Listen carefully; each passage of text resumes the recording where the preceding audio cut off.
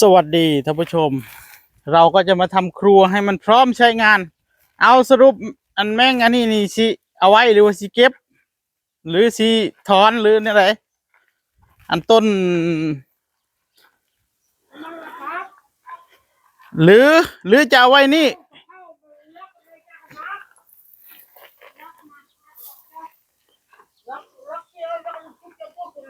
เออขุดเอาอันนี้ต้นกะเพรานะเพราะเพิ่นทำกะเพราทำอะไรก็เข้าใจอยู่ถ้าจะเก็บไว้ผมก็สิแอมฝาก็ได้อยู่บ่ได้มีปัญหาเอาก่อนที่จะทำห้องครัวนะต่อเนื่องนะท่านเดี๋ยวถามยายศรีก่อนโอเคหรือเปล่ายายศรีครัวนี่โอเคเอาใหม่ไหมเดี๋ยวเอาเหล็กมาทำให้บ้าบ่เอาตัวนี้นะถ้าบอกว่าจะเอาเหล็กทำให้เดี๋ยวจะรื้อออกแล้วเอาเหล็กทำให้นี่เบาเนาะเอาแล้วแต่เลยเอานี่แหละFC โอ้มันทำไมไม่สวยเหรอมันก็พอใช้ได้อยู่เนาะแต่ก็มันต้องใส่เล็กดอกเสียดายเนาะอันนี้ก็ถือว่า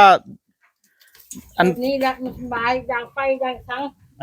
อันนี้ก็จะได้ตอกอัตะปูห้อยอย่างใดเนาะได้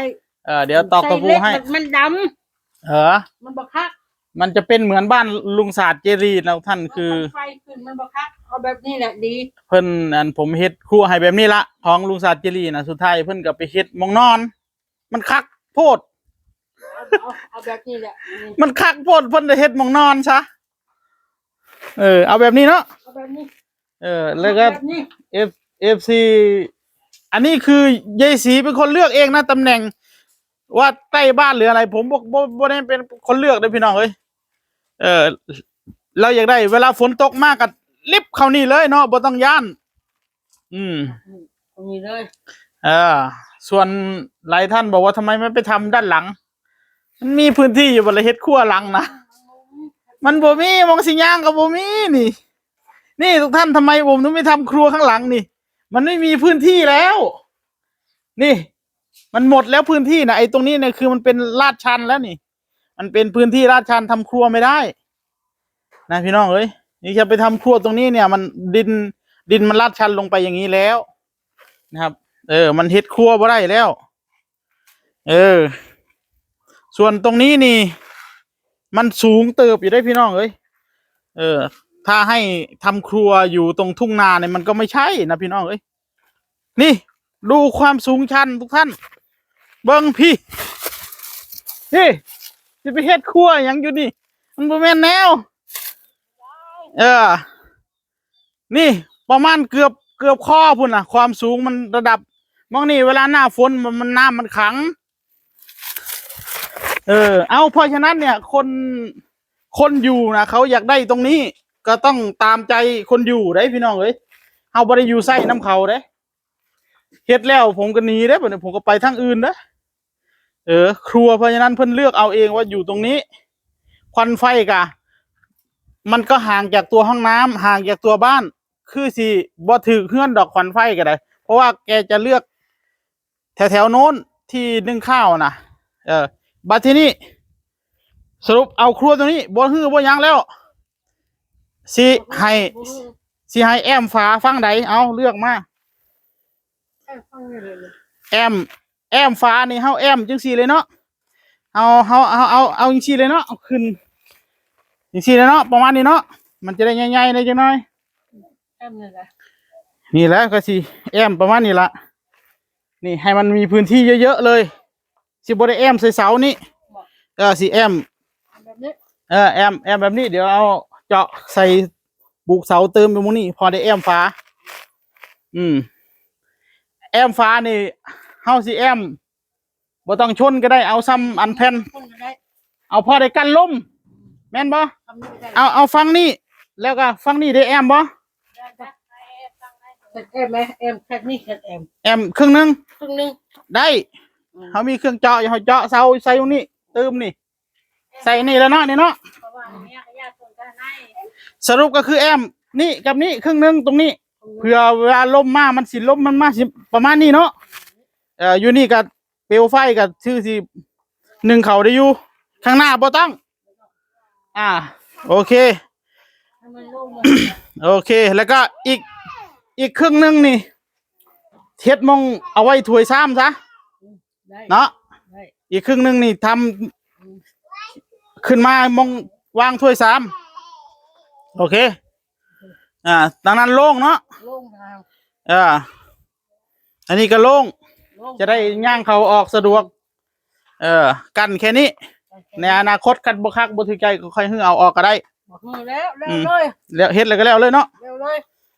เดี๋ยวจัง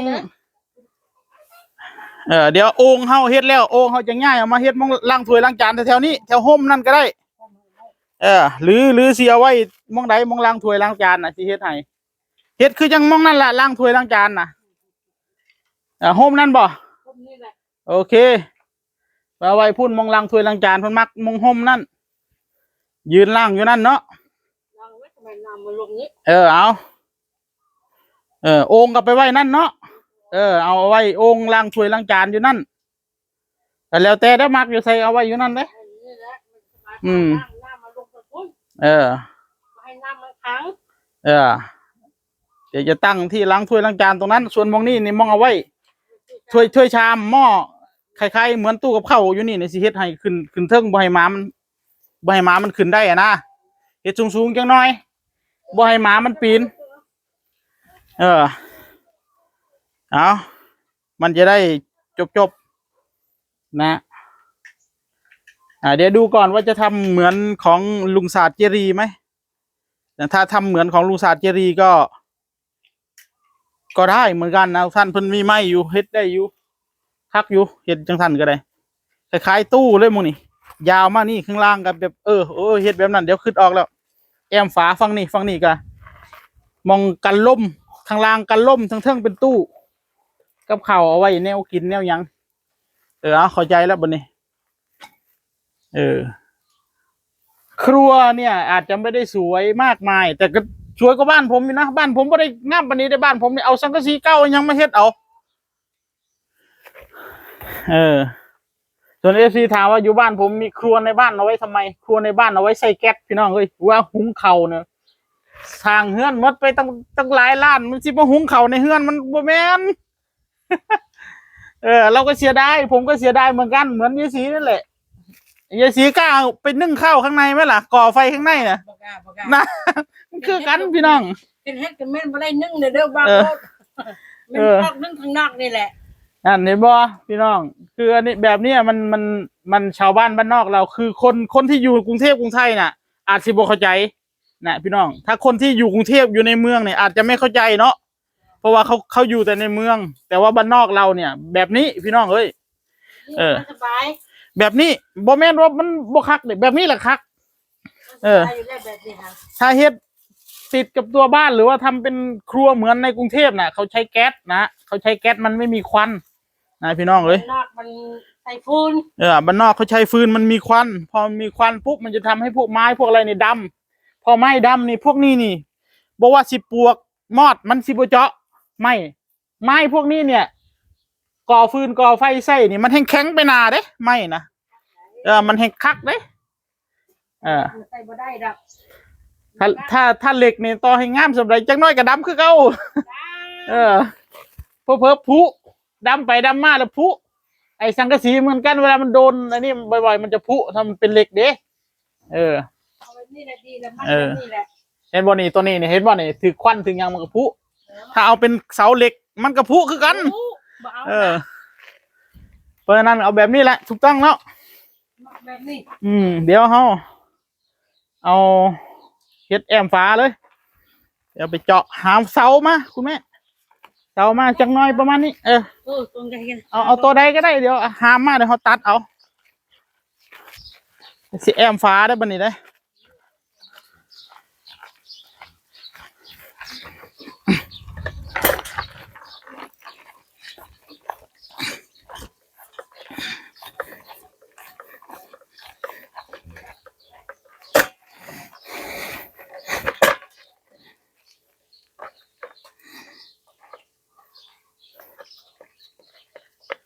เอายืนยันยายสีบ่ฮึหรือทำเหล็กให้แมว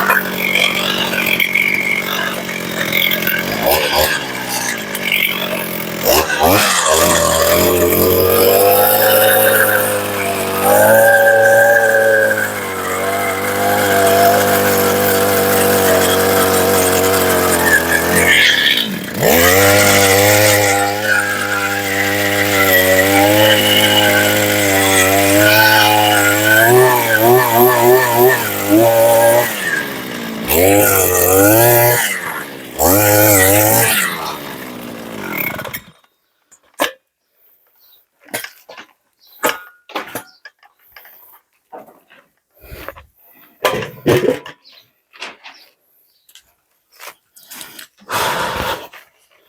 าจบปัญหานะพี่น้องเอ้ยผมก็อยากจะทำให้เหมือนที่ FC ว่าแหละอยากจะทำเหล็กทำอะไรเพราะมันกระเทินมันสวยแล้วเนาะแต่ยายศรีแกก็ไม่ได้โลภมากอยากได้เหล็กอยากได้อะไรนะท่านเพิ่นก็ต้องการครัวประมาณนี้ตำแหน่งเพิ่นก็เลือกเองนะครับฝากไว้เท่านี้ทุกท่านสวัสดีครับ